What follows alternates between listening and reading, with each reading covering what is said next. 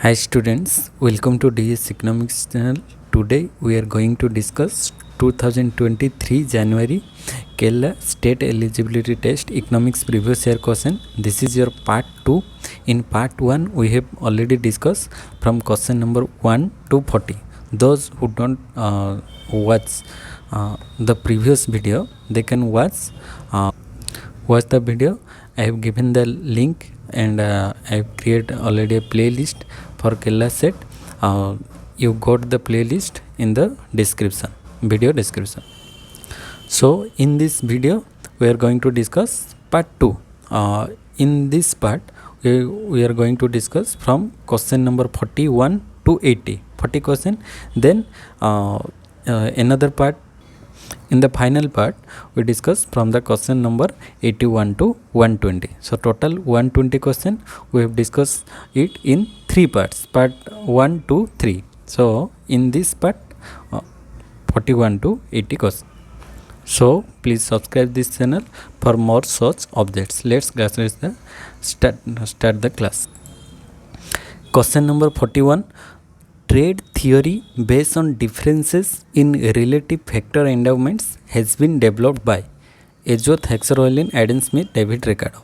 So here question asks for trade theory based on differences in relative factor endowments. Differences in relative factor endowments theory, it is otherwise called as 𝙁𝙍𝙀𝙀 theory. So right option is option number B.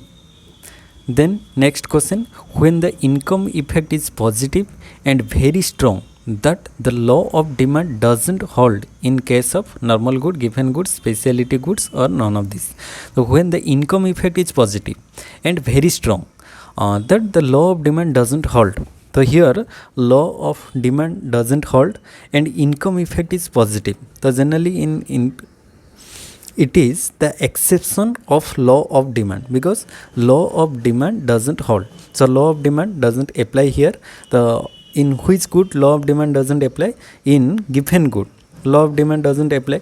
The in given goods, when income effect is positive, it means when income of a consumer rises but prices, when price of a good fall, demand decreases. So it is called given goods. In given goods, price and demand is directly proportional to each other. When price of a goods rises, demand rises. It is called given goods. Given goods is the exception of law of demand. But in law of demand, price fall, demand rises. But in given goods, when price fall, demand also fall, because the income of the consumer rises. So he prefer more superior goods than inferior goods. So here income effect is positive and very strong in given goods. So right option is option number B, given goods. Then next question 43. Which of the following is not included in current account? Which of the following is not included in current account? First option number 1 is export of goods and services. The export of goods and services are included in current account. Capital inflows and outflow. Capital inflows and outflows included in capital account. So this is the right option, capital account. Not included in current account, so it is included in capital account. So option B is right. And unilateral transfer, it is included in current account. Import of goods and services, current account. Import export of goods and services, current account. Unilateral transfer, current account. But capital inflow and outflow is in the capital account. So right option is option number B. Next question, the circular flow of economic activity is a general equilibrium, partial equilibrium, or both. So here question asks for circular flow of economic activity. The circular flow of economic activity, it is a general equilibrium analysis. So right option is option number A, circular flow of income activity, it is a general equilibrium analysis. Then next question number 45. In a homogeneous production function, which of the following statements are correct? In homogeneous production function, which statement are correct? First one is isocost lines are straight line through the origin. In homogeneous production function, isocost lines are straight line. It is right. And second one is along each isocost line the K by L ratio is constant. Capital by labor ratio is constant. When isocost lines are straight line, the ratio of capital to labor is constant. It is also right. Third, isocost lines are curves not necessarily through the origin. No, this is incorrect. And along each isocost line the K by L ratio changes. No, it is constant. So first and second, these are correct option here. So first and only 1 and 2. So B is the right option. Only 1 and 2 are correct according to homogeneous production function. Then next question, when aggregate supply is vertical, a shift in the aggregate demand curve. When aggregate supply is vertical, so aggregate supply, the aggregate supply curve is vertical. So here aggregate supply curve is vertical and aggregate demand curve, this is the aggregate demand curve, downward sloping. When aggregate supply is vertical, a shift in the aggregate demand curve. When aggregate demand shift from AD to AD1, here only price changes from OP to OP1, but demand quantity is fixed, quantity or output. So here right option is option number C. When aggregate supply curve is vertical, a shift in the aggregate demand curve has no effect upon the output. Here output is constant and changes only in the price level. So here only price changes but output remain constant when aggregate supply curve is vertical. So here option C is the right option. Option C is the right option. Then next question 47. Which of the following statement is correct? First option, national income plus indirect business tax equal NNP.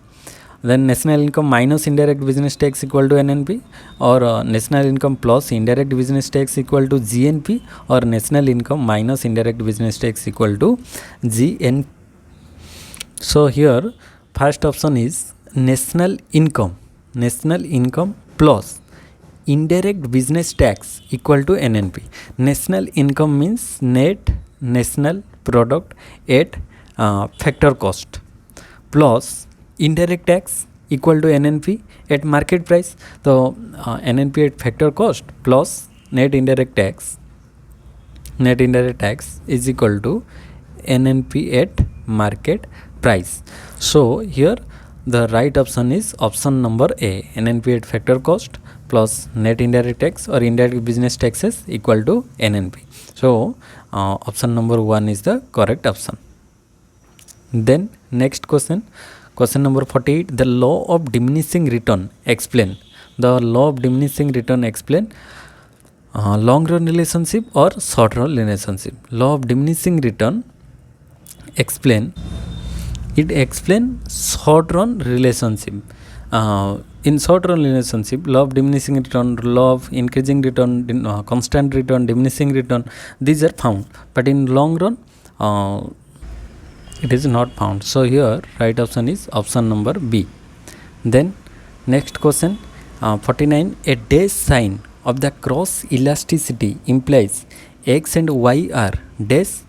A dash sign implies that the commodities are dash. So first option is 49 number. A dash sign of the cross elasticity implies A X and Y are dash. So in when cross elasticity for X and Y is positive, it is substitute goods. When it is negative, it is complementary goods. So first one is a dash sign, a positive sign. A positive sign of the cross elasticity of elasticity implies that X and Y are substitute. You know, in substitute goods, cross elasticity is positive, and in complementary goods, cross elasticity indicate a negative sign. How? If we take the first case, substitute good case. In substitute good case, like tea and coffee. So these are substitute goods. When price of tea when price of tea rises, demand for coffee increases. When price of tea rises, the price of tea rises, its demand fall, and price of coffee constant. So here demand for coffee rises. So it is called as cross elasticity. So when price of a good rises, substitute goods demand rises. So it is positive. But in complementary goods case, like we can say petrol and car. So when price of petrol rises, demand for car falls. So it shows a negative relation between car and petrol. So in complementary goods, cross elasticity is negative, but in substitute goods, cross elasticity is positive. So here option number A is the right option. Then question number 50, the classical neutrality proposition implies that the level of dash. Classical neutrality proposition. So according to classical neutrality proposition, it implies that real output will be independent of the quantity of money in the economy. So here right option is option number A. The classical neutrality proposition implies that the level of real output will be independent. Real output will be independent of the quantity of money in the economy. So here right option is option number A. Then question number 51. There are 100 students in a class of which 36 students are brilliant studying statistics and 13 are average not studying statistics. If there are 55 average students in all, find the probability that a brilliant student picked up at random is not studying statistics. So this question is come from set theory. So here if we explain it by part, first given total student. So here total student is equal to 100. Then average student is equal to how many? 55 average student. Then brilliant student is equal to total student minus average student. Total student minus average student is equal to 100 minus 55 is equal to 45. Here brilliant student is 45. So brilliant student studying statistics. The brilliant student studying statistics is how many? 36. And brilliant student not studying statistics. So brilliant students not studying statistics, it is total brilliant student minus brilliant student study statistics. So total brilliant student is 45 minus studying statistics is 36. So 45 minus 36 is equal to 9. So here we have to find the probability of students of not studying statistics. The probability of that a brilliant student picked up at random is not studying statistics. Brilliant student not studying statistics. So probability is equal to number of brilliant student not studying statistics, that is 9, by total brilliant student. Total number of brilliant student is equal to 45. So 9 by 45. 9 ones are 9. 9 5s are 45. So here 1 by 5 is the right option. So 1 by 5 is given in the option number D. So your right option is option number D. Then next question, 52 number question. The concept of shadow price was introduced by J. Timbergen. So shadow price was introduced by J. Timbergen. So right option is option number A. Then next question, 53 number. Here match of the following list 1 with list 2. First one is accumulation of capital, choice of techniques, affluent society, the theory of economic growth. So first one is accumulation of capital. So accumulation of capital given by given by Juan Robinson, accumulation of capital given by Juan Robinson. Then choice of techniques given by Arthur Ruiz, affluent society given by choice of technique given by Amartya Kumar Sen.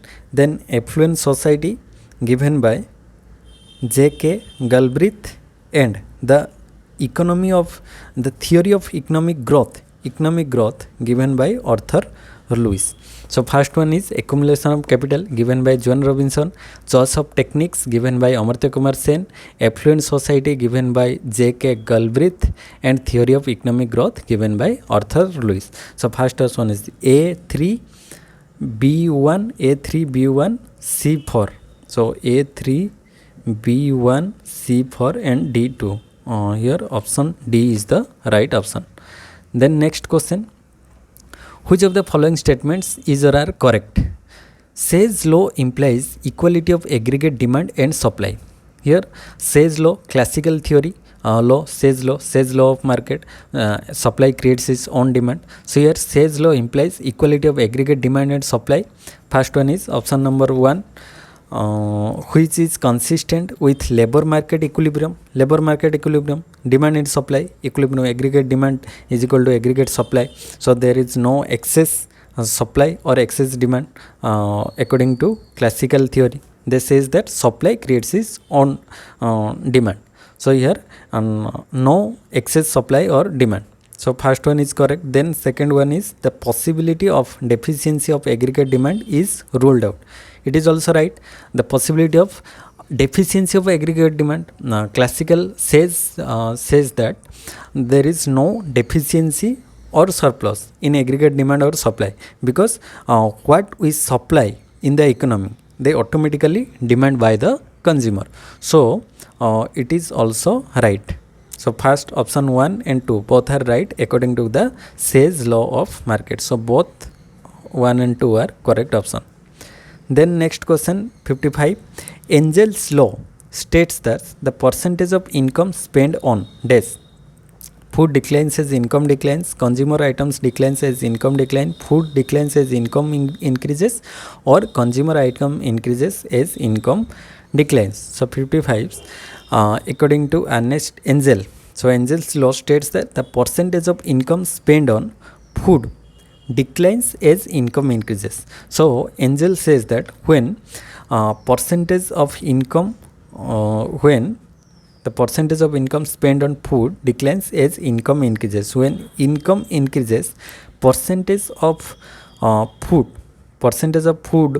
demand, it is decreases, because when income increases we spend the excess income on other luxurious item. On food item, the demand for food item gradually decreases, and demand for other goods like other luxurious good, the demand for luxurious good increases. So when the percentage of income spent on food declines as income increases, this statement said by Ernest Engel. So Engel's law states this statement. So option C is the right option. Then question number 56, if the risk-free rate of return is 5% and if a risky asset is available with a return of 10% and the standard deviation of 4%, what is the maximum rate of return you can achieve if you willing to accept a standard deviation of 2%? And second question is, what percentage of your wealth would have you to be invested in the risky asset?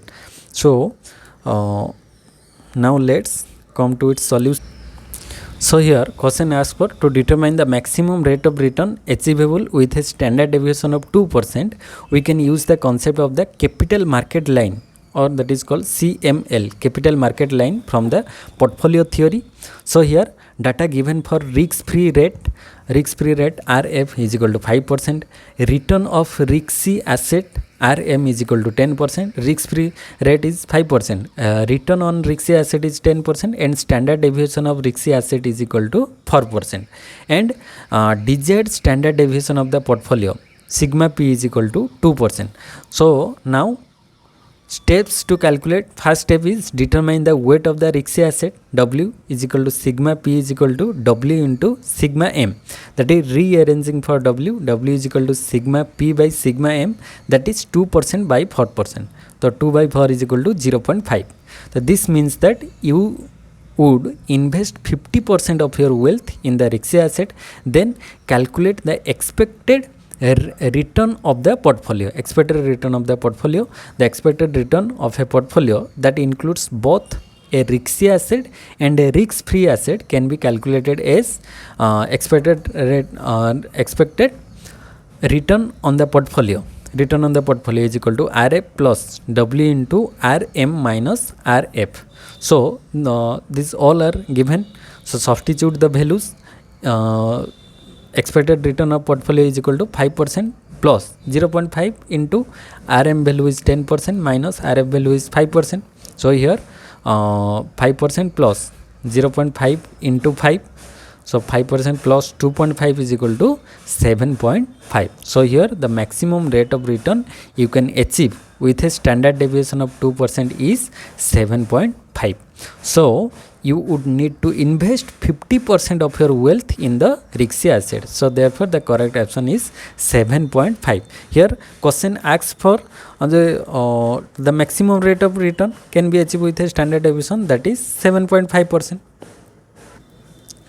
So here right option is option number C, 7.5%. Then next question 57, match the following list 1 with list 2. These all are come from the econometrics part. List 1, PYQ test, the Loughers-Goldfried test, and variance inflation factor. PYQ test. PYQ test is for testing of heteroscedasticity. PYQ test is for the testing of heteroscedasticity, and the Loughers-Goldfried test is for autocorrelation, and variance inflation factor is test for the multicollinearity. So A3B2C1 is in the option number A. Then next question, money multiplier is. So money multiplier is the ratio of M1 to M3 to reserve money, or the ratio of cash reserve to deposit, or the ratio of M1 to M3 supply of money. So here right option is option number A. Money multiplier is the ratio of M1 to M3 to reserve money. So M1 C plus DT plus OD, M3 is equal to M2 plus time deposit, extra time deposit. So this is the reserve money. The ratio of M1 or M3 to reserve money is called as money multiplier. So option A is the right option. Then question number 59. Question is, the labor cost incurred in the production of 1 unit of good A and B respectively in India are 20 and 40, whereas in the case of China it is 40 and 20. Then the opportunity cost of India and China in the production of good B are dash respectively. So we have to find out the opportunity cost of production for the good B, only for the good B in India and China both. So first opportunity cost of good B in India is that is dash 20 and 40. So opportunity cost of good B, that is 40 by 20. So it is 40 by 20 is equal to 2. And opportunity cost of good B in China, that is 40 by 20. So first come 20. So in China 20 by 40. In India it is 40 by 20, that is 2. And opportunity cost for good B in China is equal to 20 by 40. It is 1 by 2. So here right option is first is 2. Opportunity cost of India and China in the production of good B are in India it is 2 and in China it is 1 by 2. So 2 and 1 by 2 is the right option. 59 right option A. Then next question 60. Match the following list 1 with list 2. First, linear isoquant, input output isoquant, kinged isoquant, smooth convex isoquant. So 60 first option, linear isoquant. Linear means it is perfect substitutability of factors. that is K by L is perfect substitute, that is linear isoquant, perfect substitute, straight line. And second one is input output isoquant. So in input output isoquant, that is zero substitutability of factors, or K by L ratio is 0, substitutability means no substitutability between K by L, that is called input output isoquant. Then kinged isoquant. In kinged isoquant, limited substitutability of factors is available. In kinged isoquant, limited substitutability of factors of K by L. Then smooth convex isoquant. So smooth convex isoquant, it represent continuous substitutability of factors K by L over a certain range. So over a certain range, continuous substitutability of factors K by L over a certain range. So here right option is linear isoquant, perfect substitutability, input output isoquant, zero substitutability, kinged isoquant, limited substitutability, and smooth convex isoquant, continuous substitutability. So A to B for C1 and D3. Here option C is the right option. A to B for C1 and D3. Then next question 61. The poverty line in India is computed by Niti Aayog, NSSO, RBI, Niti Aayog based on NSSO. So here right option is option number D. Poverty line in India computed by Niti Aayog, National Institute for Transforming India, based on National Sample Survey Organization. So right option is option number D. Poverty line in India computed by Niti Aayog based on NSSO survey. So D is the correct option. Then next question 62. Match the following list 1 and list 2. We have to find out the program with their introduction date, or in which year this program were implemented. First one is JRY, Jawahar Rozgar Yojana. Jawahar Rozgar Yojana was implemented in the year 1989. Jawahar Rozgar Yojana implemented in 1989. Then next RLEGP, Rural Landless Employment Guarantee Act program, implemented in 1983. Then IRDP, Integrated Rural Development Program. Integrated Rural Development Program was implemented in 1978. Then last one was TRYSEM. Its full form is Training of Rural Youth for Self-Employment. Training for Rural Youth for Self-Employment. It was implemented in 1979. So here sequence is A3B1, A3B1C2, D4. So here right option is option number A. Option number A. So here option number A is the right option. Then next question, the locus of points of isoquants where the marginal product of factors are 0 form product line, ridge line, isocost line, or none of these. The locus of points of isoquants, the locus of points of isoquant where the marginal product of factors are 0. So here the locus of points of isoquant where the marginal products of the factors are 0. So where the marginal product of the factors are 0, it is called as ridge line. So here 63, right option is option number B, ridge line. Then next question, the author of Asian drama. So the book Asian drama was written by whom? Written by Gunnar Myrdal. So the author of Asian drama is Gunnar Myrdal, and Gunnar Myrdal published this book in 1968. So author of Asian drama was Gunnar Myrdal. Then next question, marginal efficiency of capital was introduced in the literature of economics by MEC, marginal efficiency of capital. Who introduced? Marshall Keynes, Milton Friedman, Amartya Sen. So here Keynes, John Maynard Keynes introduced the concept of marginal efficiency of capital, MEC, marginal efficiency of capital, was introduced by John Maynard Keynes. So here option B is the right option. Then next question, national income in India is calculated by Niti Aayog, NSSO, CSO, IBA. So national income in India calculated by CSO, Central Statistical Organization. CSO, national income in India calculated by CSO. So here right option is option number C. Then next question, which of the following statements is or are correct in the long run equilibrium? In the long run, a perfectly competitive firm produce output at which price is equal to marginal cost. MC is equal to price.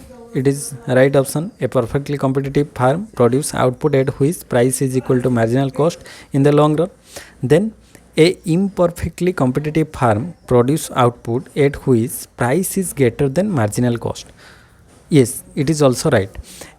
Perfectly competitive firm produce output at which price is equal to marginal cost, but imperfectly competitive firm like monopoly or a monopolistic competition market. The monopoly or monopolistic competitive market are produce output at which price is greater than marginal cost. They are the price maker, so they sell their product at a higher price than marginal cost. So here option 2 is also right option. So both 1 and 2 is right here. So 67 right option is C.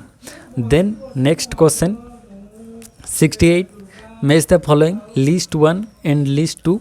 So here first option is Principles of Political Economy and Taxation, Treatise of Political Economy, Treatise on Money, then Principle of Economy. So here Principles of Political Economy and Taxation given by David Ricardo, then Treatise of Political Economy given by J.B. Say, and Treatise on Money given by Alfred Marshall, and Principles of Economics given by John Maynard Keynes. So here option is first option, Principle of Political Economy and Taxation given by David Ricardo, Treatise of Political Economy J.B. Say, Treatise of Money Alfred Marshall, Principle of Economics given by Keynes. So A3, B4, C2 and D1. So here option B is the right option. Then next question, 69, the change in demand due to having more purchasing power is called dash effect, income effect, substitution, price or social. The change in demand due to having more purchasing power. So change in demand due to having more purchasing power, then it is called as income effect. When income rises, the change in demand due to having more purchasing power, we have more purchasing power than before, so change in demand, we demand more goods. So here income effect, it is called as income effect. Then next question, in the classical model, consumption, saving and investment are function of. In the classical model, consumption, saving, investment are function of dash, income, interest rate, both A and B, neither. So according to classical theory, consumption and saving both are function of income, because from income we can consume or we can save. So here consumption and saving are function of income, and investment is a function of rate of interest. When rate of interest is high, we invest a large amount of investment, so we get more return. So consumption and saving are function of income, and investment is a function of rate of interest. So here in the classical model, consumption, saving and investment are functions of both income and rate of interest. So here option number C is the right option. Then next question, Operation Flood is the program that led to dash revolution. Operation Flood, green, blue, white or black. Operation Flood that led to the white revolution, white or milk, dairy product, milk revolution or dairy product revolution. So Operation Flood is the program that led to white revolution. So option C is right. Green revolution, agricultural product like wheat and rice. Blue revolution for aquatic life, and black revolution coal. These are various types of revolution related to the color. So you have to learn the color and which indicate which type of revolution. Then next question, 72 question. For a standard normal curve, the value of kurtosis is. For a standard normal curve, value of kurtosis is less than 3, equal to 3, greater than 3, or less than 2. So in a standard normal curve, kurtosis is equal to 3. When it is greater than 3, that is leptokurtic. When it is equal to 3, mesokurtic, and when it is less than 3, that is called as platykurtic. So here right option is option number B. Then in question number 73, an unbiased estimator with the least variance is known as dash estimator. An unbiased estimator with least unbiased and least variance. Unbiased estimator with least variance, it is known as consistent, not sufficient, efficient. It is called as efficient estimator. An unbiased estimator with the least variance is known as efficient estimator. Option number C is the right option. Then next question, to examine the determination of nominal variables in the system, the classical economist subscribe to examine determination of nominal variables in a system, classical economics subscribes to first option, subscribes to the important role of real variables in the economy. It is also right. Then second, the quantity theory of money. Both are right. So here option C is the right option. To examine the determination of nominal variables in the system, the classical economists subscribe to the important role of real variables in the economy and the quantity theory of money. So both A and B is the right option here. Then question number 75, in oligopolistic model, various shapes of the farm demand curve have been adopted. So in oligopoly model, few seller model, king demand curve, assertion is there is a great uncertainty regarding the demand curve of the oligopolist. It is right. So there is great uncertainty regarding demand curve of the oligopoly, because when one farm fall his price, other also fall their prices, and when one farm rise prices, other cannot follow. So here the demand curve, we cannot find the exact demand in what price the demand curve set, so we cannot find out. So there is a greater uncertainty regarding the demand curve of the oligopolist. It is also right. Then second option, reason is the interdependence of the competitors and the uncertainty as of their reaction to any particular decision of a firm within the group. So reaction first firm, reaction to second firm. When first firm decreases price, other firm follow, and when first firm increase his price, other cannot follow. So it is the decision of a firm within the group. It is also right. So here A is the correct and R is the correct explanation of A. So here 75, A is the right option. Then next question, 76, compensated demand curve is otherwise known as dash demand curve. Compensated demand curve, standard, Shlotsky, Hicks, or nominal. Compensated demand curve is otherwise known as Hicksian demand curve. Hicks given the compensated demand curve concept, so it is otherwise known as Hicksian demand curve or given by Hicks. So here right option is C. Then next question, question number 77, in the Solow model of growth, there is substitutability of factors of production. There is no substitutability. K by Y is exogenously determined. None of this. No. In Solow model of growth, there is substitutability of factors of production. So factors of production are perfectly substitute in Solow model. So here option A is the right option. Then next question. This question come from the probability theory. A bag contains 20 tickets with marked number 1 to 20. One ticket is drawn at random. find the probability that it will be a multiple of 2 or 5. So in a bag uh, 20 tickets with marked 1 to 20. So 1 to 20, total 20 number of tickets available in the bag. So one ticket is drawn at random. We have to draw a ticket randomly from this bag. So find the probability that it will be a multiple of 2 or 5. So multiple of 2 is equal to 2, 4, 6, 8, 10, 12, 14, 16, 18 and 20.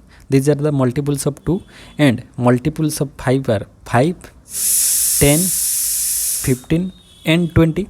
So if we randomly choose a ticket, the probability of that ticket is a multiple of 2 or 5 is equal to, so probability of multiples of 2 is 1, 2, 3, 4, 5, 6, 7, 8, 9, 10, total 10, and multiples of 5 is 1, 2, because here 10 repeatedly comes 10 and 20, so we take one time. So here total 10 plus 2 is equal to 12.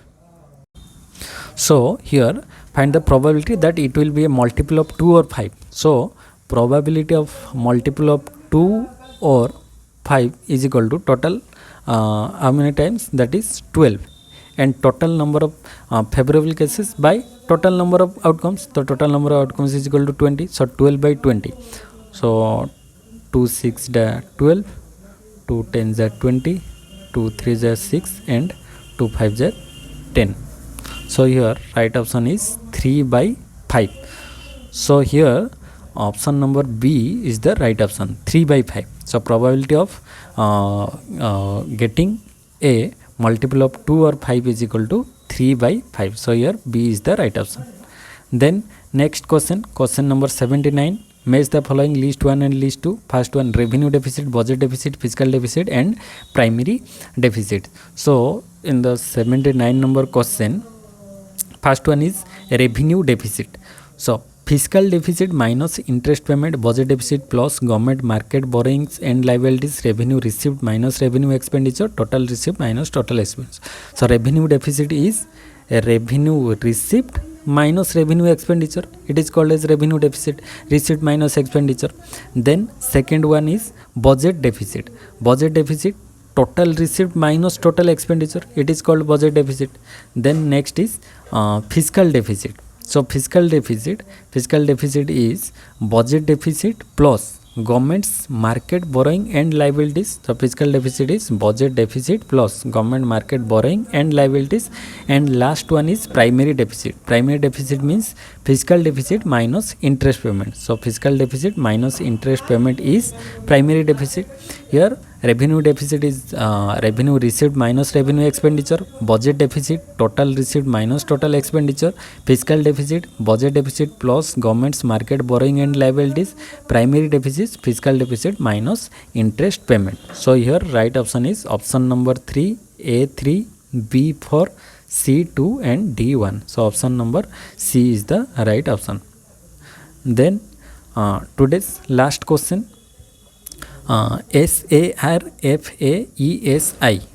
Act enables. So we have to know the full form of this act. So SAR, SARFAESI. So first, SARFAESI full form is Securitization and Reconstruction of Financial Asset and Enforcement of Security Interest Act. Again I repeat the full form: Securitization and Reconstruction of Financial Assets and Enforcement of Security Interest Act. So it enables banks to release their dues without the intervention of court and tribunals. It is right.